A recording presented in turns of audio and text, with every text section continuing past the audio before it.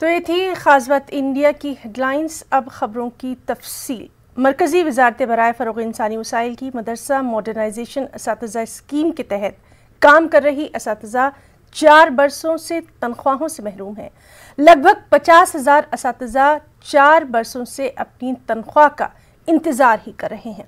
उत्तर प्रदेश के 25,000 असातिज़ा भी इनमें शामिल हैं। आज असातिज़ा दिल्ली के जंतर मंतर पर शाम 4 बजे एहतजाज मुनज़्ज़म करने वाले थे, लेकिन पुलिस ने उन्हें इजाज़त नहीं दी। इसके बाद असातिज़ा तंजीम ने वज़ारत बराए फ़रोग़ इंसानी वसाइल के वज़ीर प्रकाश जावड़ेकर, वज़ीर दाखिला अमित शाह और सदर जमहूरिया के नाम मेमोरेंडम भेजा, जिसमें फौरी तौर पर तनख्वाह की अदायगी का मुतालबा किया गया।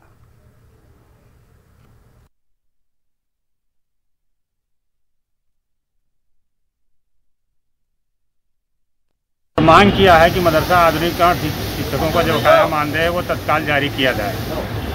भारत सरकार शिक्षा मंत्रालय के अधिकारी कर्मचारी मदरसा आधुनिकीकरण शिक्षकों का मानदेय जारी नहीं कर रहे हैं, जबकि माननीय प्रधानमंत्री महोदय ने मदरसा आधुनिकीकरण योजना के लिए 220 करोड़ रुपए का मौजूदा सत्र में बजट प्रावधान कर रखा है।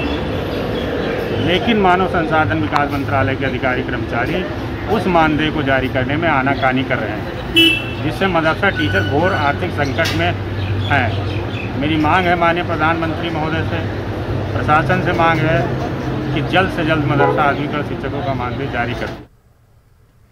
एक और अहम खबर, राजस्थान में उर्दू तालीम के बिगड़ते हालात को लेकर असातिज़ा में फिक्रमंदी दिखाई दे रही है।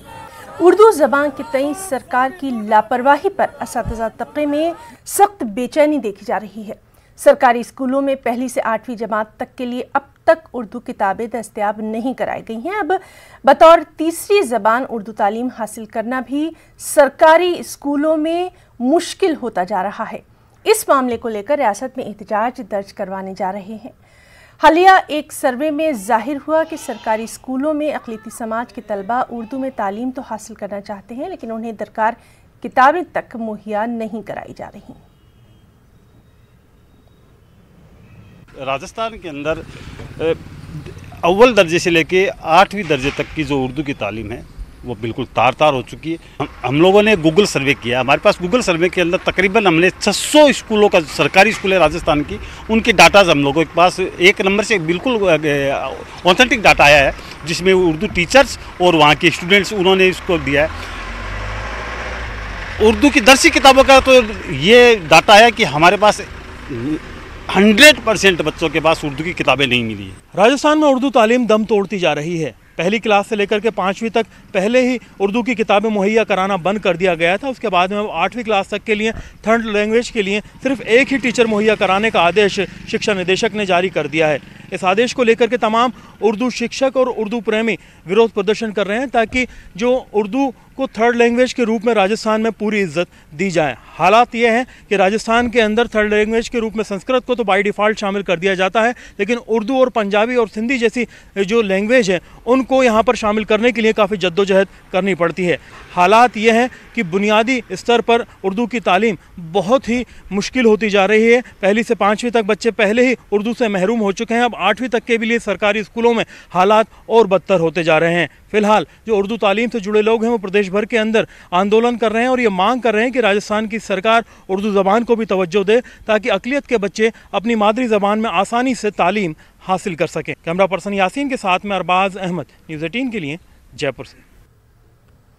ख्वाजा गरीब नवाज रहमतुल्लाह अलैह की दरगाह पर मारूफ गुलकारा लता मंगेशकर की सेहतयाबी और उम्र दराजी के लिए ख़ास दुआओं को एहतमाम किया गया। आपको बताएं कि मुल्क भर में आज लता मंगेशकर का 91वें यौम पैदाइश मनाया जा रहा है। दरगाह के खादिम सैयद कुतुबुद्दीन सखी ने ख्वाजा गरीब नवाज रहमतुल्लाह अलैह के आस्ताने पर लता दीदी के लिए खुसूसी दुआएँ मांगी। ख्वाजा गरीब नवाज के दरबार में पार्श्व गायक लता मंगेशकर की सेहत तंदुरुस्ती की दुआएं की गई कि आज ख्वाजा गरीब नवाज के दरबार में उनका जो जन्मदिन था उस ख़ास मौके पर गरीब नवाज की बारगाह में दुआ की गई कि उनको अच्छी सेहत तंदुरुस्ती मिले और वो हमेशा खुशहाल। नशा मुखालिफ चलाई जा रही मुहिम के तहत आज दरगाह थाना पुलिस ने एक टीम तश्कील देकर कई मुकामात पर छापेमारी की और नशे के कारोबार में मुलविस अफराद के खिलाफ कार्रवाई की गई। इस ज़िम्न पुलिस ने खलीक अहमद नामी एक शख्स को गिरफ्तार किया। पुलिस ने गिरफ्तार शख्स के कब्जे से नशावर सामान जब्त किया। इस ताल्लुक से पुलिस की मजीद तफ्तीश जारी है। थाना पुलिस के द्वारा एक विशेष टीम का गठन किया गया और गठन के दौरान जो मुलाजमान थे उन मुलाजमानों ने अपनी आसूचना के आधार पर एक दुकानदार को गिरफ्तार किया, जिसके कब्जे से हमने बोनोफिक्स का एक सॉल्यूशन आता है जो अक्सर नवयुवक नशे के तौर पर प्रयोग करते हैं, उसका हमने भंडार से जो है बरामद किया है। मुलजिम को गिरफ्तार किया गया, उससे पूछताछ की जा रही है कि वो किस किस व्यक्ति को बेचता था, कहाँ से लेके आता है। अक़लियतों के लिए यूँ तो बहुत सारी स्कीमें बनाई जाती हैं, लेकिन इनके हुसूल में इस कदर दुश्वारियाँ हो जाती हैं कि वहाँ तक पहुँच पाना हर एक के बस की बात नहीं। इस तरह का हाल मरकज़ी हुकूमत की स्कीम नेशनल स्कॉलरशिप पोर्टल का भी है। यहाँ ऑनलाइन फॉर्म भरने के दौरान इनकम सर्टिफिकेट का एक नया मुतालबा शुरू किया गया, जिसे मिल्ली तहरीक ने ख़त्म करने की मांग की है। तहरीक ने हुकूमत से इनकम सर्टिफिकेट के बजाय सेल्फ डिक्लेरेशन सर्टिफिकेट कबूल करने की मांग की है। सचर कमेटी की रिपोर्ट के हिसाब से 60% से ज़्यादा माइनॉरिटीज़ गरीबी रेखा से नीचे की ज़िंदगी गुजार रहे, जो गरीब मजदूरी करके अपना घर बार चला रहे हैं, बच्चों को पढ़ा रहे हैं। ऐसे पेरेंट्स कहाँ से इनकम सर्टिफिकेट बनाकर लाएंगे? इसलिए अबू आसिम आज़मी की हिदायत पर मिल्ली तहरीक फाउंडेशन ने हमारे प्रधानमंत्री श्री नरेंद्र मोदी जी से दरख्वास्त की है कि इनकम सर्टिफिकेट को कंपलसरी ख़त्म किया जाए और उसकी जगह पे सेल्फ डिक्लेरेशन लिया जाए। मुंबई से मुत्तसिल थाने में महकमा ट्रांसपोर्ट डिपार्टमेंट के एक रिटायर्ड ऑफिसर 68 साला मोहम्मद सादिक शेख ने अपने मकान में अपनी ही लाइसेंसी रिवॉल्वर से खुद को गोली मार ली। पुलिस ने रिवॉल्वर अपने कब्जे में लेकर मामला दर्ज कर लिया है और मजीद जांच जारी है। यह पिछले 3 साल से डायबिटीज़ की बीमारी से परेशान थे।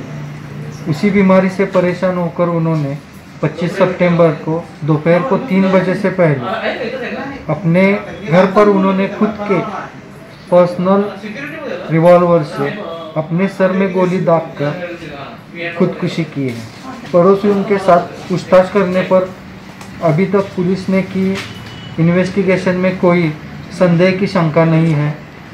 हमारा आगे के लिए इन्वेस्टिगेशन चालू है।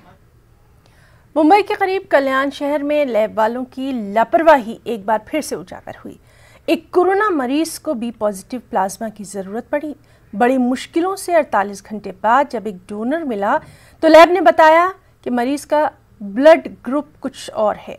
मरीज का ग्रुप बी नहीं बल्कि AB पॉजिटिव है, जिससे घर वालों ने नाराज़ होकर शिकायत की और लैब और डॉक्टर की लापरवाही के खिलाफ कार्रवाई की भी मांग की गई। दिन पहले की प्लाज्मा थेरेपी तुम्हें पापा करना पड़ेगा, ऑक्सीजन कम आ रहा है, O2 पे रखा गया है। तो फिर मैं प्लाज्मा थेरेपी के मेरे ब्लड का ये बताया ब्लड ग्रुप, तो मुझे बोले कि बी पॉजिटिव रिकवरी पेशेंट तुम्हें ढूंढना है, उनका प्लाज्मा लगेगा। तो मैं 2 दिन से प्लाज्मा में गया, डोंबोली गया, संकल्प में गया, उधर ढूंढ रहा हूँ। 2 दिन से व्हाट्सएप में ग्रुप में सेंड कर रहा हूँ, मैं सब तरफ से ढूंढ के मुझे बी पॉजिटिव मिल रहा नहीं है, जबकि मुझे मिल रहा है AB सब मिल जा रहा है, पर बी मिल रहा नहीं है। फिर आगे जाके मुझे बी पॉजिटिव मिला तो मैं जाके उनको लेके गया, डोनर को रिक्वेस्ट करके कि चलो प्लीज़ मैं पापा की मदद करो, मेरी मदद कर दो। वो लेके गए मुझे।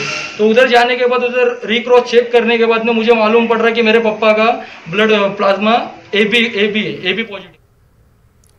द क्रिसेंट फाउंडेशन नांदेड़ की एक ऐसी गैर सरकारी तंजीम है जो कि समाजी, तालीमी और तिब्बी शोबे में नुमाया खिदमात अंजाम दे रही है। इस तंजीम ने अब तक कई अहम काम किए हैं जिसके मुस्बत असरात समाज में नुमाया तौर पर देखे जा रहे हैं। द क्रिसेंट फाउंडेशन ने शहर के मोहम्मद अली रोड पर the crescent foundation blood centre कायम किया है। 27 सितंबर को खून के अतिया कैंप के जरिए बाज़ाब्ता इस ब्लड सेंटर ने अपनी खिदमात शुरू कर दी हैं। अतिया खून के कैंप में शहर की मिली, समाजी, तालीमी और सियासी शख्सियात ने बड़ी तादाद में शिरकत की और अपने खून का अतिया दिया। 2015 में हमें NOC मिली थी, जिसके तहत हमने कोशिश की कि ये ब्लड बैंक यहाँ नांदेड़ में ओल्ड सिटी के अंदर इस्टेब्लिशमेंट हो। वो NOCs के बाद हमने जो है तो कोशिशें करके फंड रेज कर ये काफ़ी बड़ा प्रोजेक्ट है, फाइनेंशियल बहुत ज़्यादा रिक्वायरमेंट लगती है इसको। उसके तहत फिर हमने काफ़ी टाइम लगा है हमें इसके सरमाया जमा करने में। अल्हम्दुलिल्लाह जो हो चुका है। तो आज हमारा वो भी क्रिसेंट फाउंडेशन का जो है तो यूनिट जो है तो रन होने के लिए स्टार्ट है। यूपी में मुबैना लव जिहाद के खिलाफ हिंदू जागरण मंच ने रियासत गिर पैमाने पर बड़ी मुहिम शुरू करने का फैसला कर लिया है। हिंदू जागरण मंच का कहना है कि इलाहाबाद हाई कोर्ट में आने वाले लव मैरिज के मामलों पर हिंदू जागरण मंच अपनी कड़ी निगाह रखेगा। इलाहाबाद में आरएसएस के काशी प्रांत हेडक्वार्टर पर होने वाली हिंदू जागरण मंच की मीटिंग के बाद ये फैसला लिया गया। मीटिंग की सदारत हिंदू जागरण मंच काशी प्रांत के सदर दिनेश नारायण सिंह ने की। दिनेश नारायण सिंह का कहना था कि इलाहाबाद हाई कोर्ट में लव मैरिज के लिए बड़ी तादाद में जोड़े आते हैं, जिनको बहुत आसानी से अदालत की तरफ से शादी की इजाज़त मिल जाती है। दिनेश नारायण सिंह का कहना है कि हिंदू जागरण मंच इलाहाबाद हाई कोर्ट में आने वाले ऐसे मामलात पर अपनी नज़र रखेगा। उन्होंने कहा कि हिंदू जागरण मंच ऐसे वुकला पर भी अपनी निगाह रखेगा जो कि लव मैरिज के नाम पर इस तरह की शादियां करवाने में पेश रहते हैं। ये जो लव जिहाद की बढ़ती घटनाएं हैं, यह चिंता का विषय है और ख़ास तौर से प्रयाग में इस तरीके की घटनाएं हो रही हैं। पूरे प्रदेश से जो लव जिहाद में फंसाई गई लड़कियां हैं, जो पीड़ित कन्याएं हैं हिंदू समाज की, उनके संरक्षण का यह स्थान बना हुआ है। और यहाँ उच्च न्यायालय होने के कारण से सब जगह से पूरे 60 जिलों से लड़कियों को लव जिहादी लाते हैं और यहीं हाई कोर्ट से आदेश प्राप्त करने के लिए ऐसी कार्रवाई यहाँ एकत्रीकरण होता है। और यहाँ के स्थानीय कुछ वकील और स्थानीय लोग उनको संरक्षण देने में संलिप्त है। इसी विषय पर चर्चा के लिए हम सब यहाँ इकट्ठा। खबर अलीगढ़ से है, जहां के थाना हरदुआगंज के गांव बहरामपुर में उस वक्त सनसनी फैल गई जब 7 माह कबल कब्रिस्तान में दफन किए गए शख्स की लाश सिर कटी हुई बाहर पड़ी मिली। अहल खाना के मुताबिक 20 फरवरी को बीमारी के चलते शमशाद नाम के शख्स की मौत हो गई थी, जिन्हें गांव के ही कब्रिस्तान में दफन किया गया। लेकिन आज मालूम हुआ कि शमशाद की लाश बाहर पड़ी हुई है और सिर्फ इतना ही नहीं बल्कि उनका सिर कटा हुआ है। इत्तला मिलने पर कब्रिस्तान में लोगों की भीड़ लग गई, पुलिस भी पहुंची। फिलहाल शमशाद के बेटे असद अहमद के जरिए दी गई तहरीर की बुनियाद पर पुलिस ने अपनी तफ्तीश शुरू कर दी है। आज सुबह 10 बजे करीब गांव के कुछ लड़कों ने बताया कि तुम्हारे पापा की कब्र खुदी हुई पड़ी है। जब मैंने आके देखा तो सर से वो धड़ से सर अलग कोई ले गया, खुदी हुई सिर काट दिए। ये थाना हरदुआगंज में कल पुलिस को ये सूचना मिली कि एक बॉडी जिसकी कब्र में से ये सूचना मिली कि कब्र से उसका सर किसी या तो किसी व्यक्ति द्वारा या किसी जानवर द्वारा उसके कब्र से उसका सर गायब किया गया। तो सूचना पर जब पुलिस पहुंची तो पुलिस ने जांच की और ये पता चला कि फरवरी माह में एक व्यक्ति शमशाद, उसकी बीमारी से मृत्यु हुई थी और उसकी कब्र बनाई गई थी। और ये कल ऐसा हुआ कि किसी व्यक्ति ने या किसी जानवर ने उसकी कब्र के साथ कुछ छेड़छाड़ की है। अब इसमें आगे पुलिस की जांच जारी है और जो वैधानिक कार्रवाई है वो की। और इस वक्त बेहद अहम खबर जम्मू कश्मीर के अनंतनाग से, जहां सीवरेज की मरम्मत के दौरान 4 लोगों की मौत का मामला है। तिलखन बिजबिहाड़ा का ये वाकया बताया गया है। मरने वालों में बाप, बेटा और 2 भाई हैं। तो इस वक्त की अहम खबर जम्मू कश्मीर के अनंतनाग से, सीवरेज की मरम्मत के दौरान 4 अफराद की मौत का मामला। तिलखन बिजबिहाड़ा का ये वाकया बताया जा रहा है। मरने वालों में बाप, बेटा और 2 भाई शामिल। तो लगातार इस अहम खबर पर नजर बनी हुई है। जम्मू कश्मीर के अनंतनाग से ये बेहद अहम खबर, जहां सीवरेज की मरम्मत के दौरान 4 लोगों की मौत हुई है। तिलखन बिजबिहाड़ा का ये वाकया बताया जा रहा है और मरने वालों की तफसीलात के मुताबिक, जो उनकी तफसीलात दी गई हैं उसके मुताबिक बाप, बेटा और 2 भाई बताए जा रहे हैं।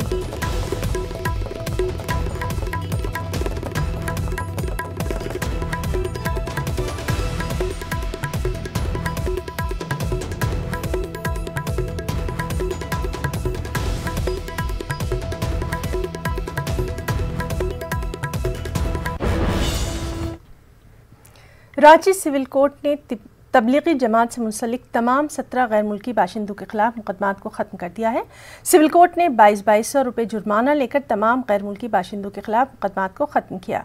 सिविल कोर्ट से राहत मिलने के बाद गैर मुल्की बाशिंदों ने बेपनाह खुशी का इजहार किया। वाज़ेह रहे कि कोरोना फैलाने के इल्ज़ाम में इन गैर मुल्की तबलीगी जमात के लोगों को रांची के हिंदपीढ़ी से गिरफ्तार किया गया था। तकरीबन 3 माह रांची जेल में गुजारने के बाद झारखंड हाई कोर्ट से इन लोगों को जमानत मिली थी।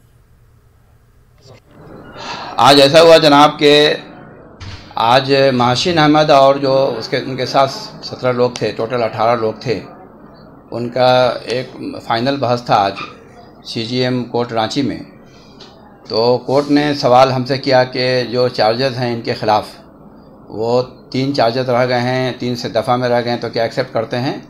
तो हम लोगों ने उनको बैकग्राउंड बताया कि पहले तो 5-6 दफ़ा लगे हुए थे, जिसमें foreigners act, visa violation, passport violation, ये सारी चीज़ें थी। तो मैंने डिस्चार्ज पिटीशन दिया और वो 31 अगस्त को सारे बड़े सेक्शंस हटा दिए गए, इसलिए कि कोई केस मेक आउट नहीं हो रहा था। अब बॉम्बे हाई कोर्ट ने, मद्रास हाई कोर्ट ने जिस तरह का फैसला दिया था, सुप्रीम कोर्ट ने भी कहा था इन लोगों को कि अपॉलॉजी मांग के जाने के लिए। तो मैंने कहा कि हमको तो ऑलरेडी बहुत ज़्यादा सज़ा हो चुकी है, जेल में इन्होंने रख लिया। तो कोर्ट ने बहुत ही पेशेंटली या कुल्ली सुना। फिर मैंने उनको कहा कि भाई जहाँ तक सज़ा की सवाल है, इसको मिनिमम से मिनिमम ख़त्म किया जाए। इन लोगों ने बहुत वेल बिहेव्ड हैं, इन्होंने बहुत ही अच्छे डिसिप्लिन का सबूत दिया है और हाई मॉरल के लोग हैं ये लोग। ये अपना इमीडिएट घर जाना चाहते हैं, एक दिन यहाँ ओवर स्टे नहीं करना चाहते इंडिया में, इसलिए कि यहाँ आए थे किसी और काम के लिए और गैरजरूरी तौर पर इनको फंसा दिया गया यहाँ पर। तो कोर्ट ने सब बातों को सुनने के बाद इन्होंने कहा कि जो ये लोग रह चुके जेल के अंदर वो काफ़ी हो गया, उन्हीं बुनियादों पर इनको रिहा किया जाता है।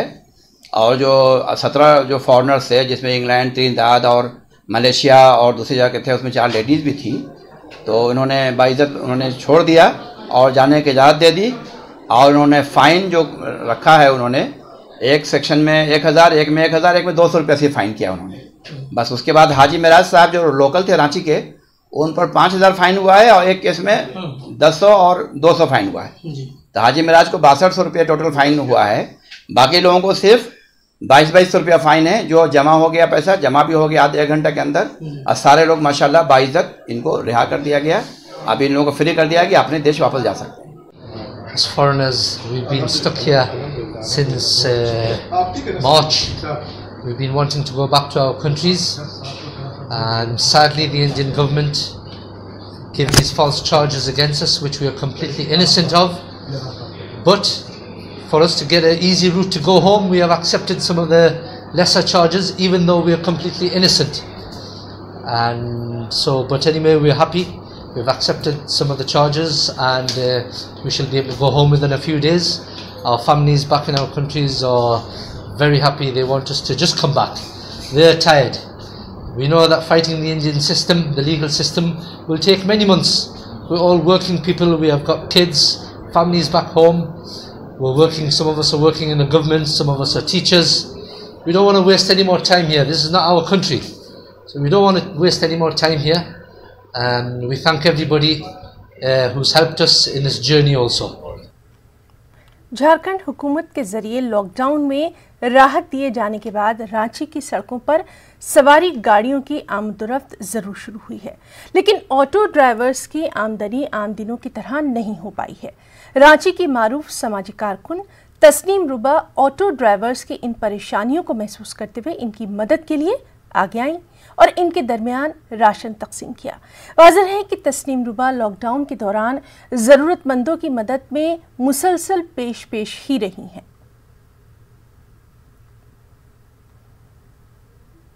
सवारी गाड़ियों को जब इजाज़त दी गई तो कुछ उनकी गाइडलाइन थी जिसके तहत सवारी गाड़ियों को इजाज़त मिली कि वो चलाएं, लेकिन इसके बावजूद लोगों में कोरोना का इतना ज़्यादा खौफ है और उनको सोशल डिस्टेंसिंग के चलते सवारियां भी कम बैठानी हैं, जिसके तहत तो ऑटो चालकों का मैंने पता लगाया और उनसे बातचीत की कि आर्थिक स्थिति उतनी अच्छी नहीं है अभी भी।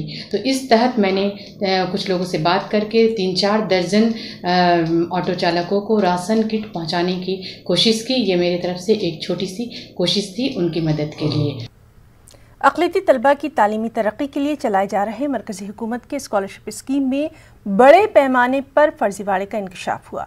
झारखंड तलबा यूनियन के सदर शमीम अली ने इसका इंकशाफ करते हुए इल्ज़ाम लगाया कि गुज़िश्ता 3 बरसों से एक गिरोह के जरिए फर्जी डॉक्यूमेंट्स की बुनियाद पर ऑनलाइन अप्लाई करके स्कॉलरशिप की रकम हासिल की जा रही है, जिसकी वजह से हकदार अक़लियती तलबा स्कॉलरशिप से महरूम हो रहे हैं।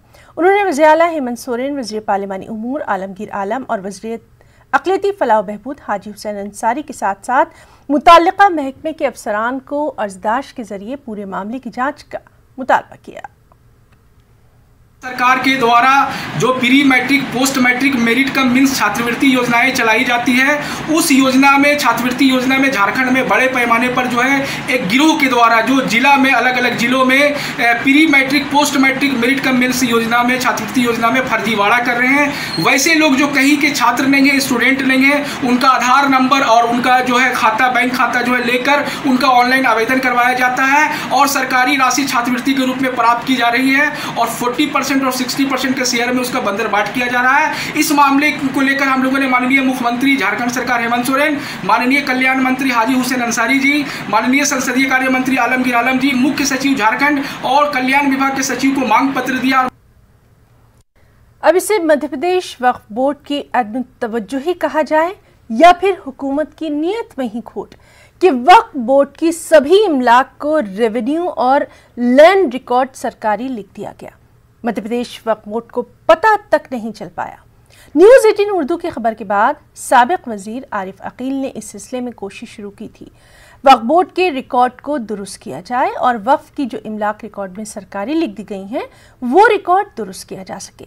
इस सिलसिले में सभी महकमों की कई बार मीटिंग भी हुई और इससे पहले कि रिकॉर्ड दुरुस्त होता सरकार बदल गई।